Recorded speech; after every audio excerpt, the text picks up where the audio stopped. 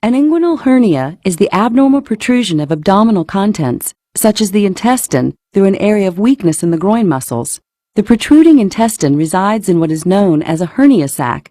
In some cases, untreated hernias cause complications.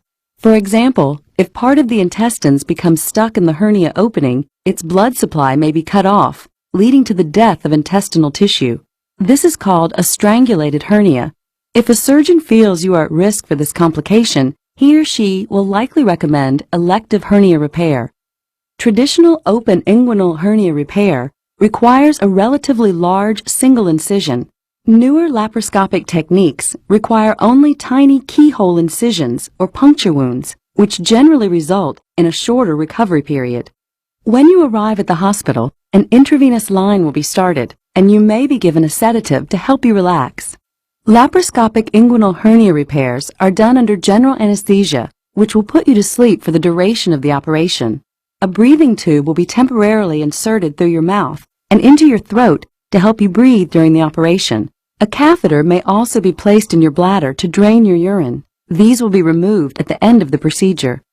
An uncomplicated laparoscopic inguinal hernia repair usually takes between 30 and 60 minutes. Depending on your situation and your surgeon's experience, he or she will choose one of two types of laparoscopic approaches: extraperitoneal laparoscopic repair or transabdominal preperitoneal repair. To gain access to the hernia, your surgeon will use sharp instruments called trocars to create 3 small holes or ports through your abdominal wall. The location of these ports will vary depending on your surgeon's preference and the type of procedure. One of these ports is usually located at your navel or umbilicus. Carbon dioxide gas will then be pumped through the umbilical port to puff up your abdomen so its contents can be viewed more easily. Next, your surgeon will insert the laparoscope through the umbilical port.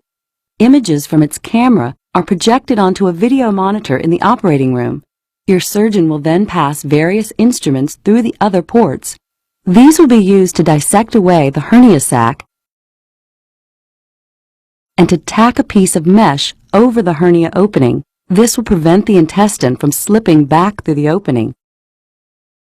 Before removing the laparoscope, your surgeon will take one final look around for areas of bleeding or other damage. A port valve is briefly left in place to allow all the carbon dioxide to escape from the abdomen. Finally, the keyhole incisions are closed with sutures or staples and covered with bandages. After the surgery, your breathing tube and catheter will be removed, and you will be taken to the recovery area for monitoring. You'll be given pain medication as needed. When you're able to drink liquids, your intravenous line will be removed. Most patients can leave the hospital 3 to 5 hours after the procedure.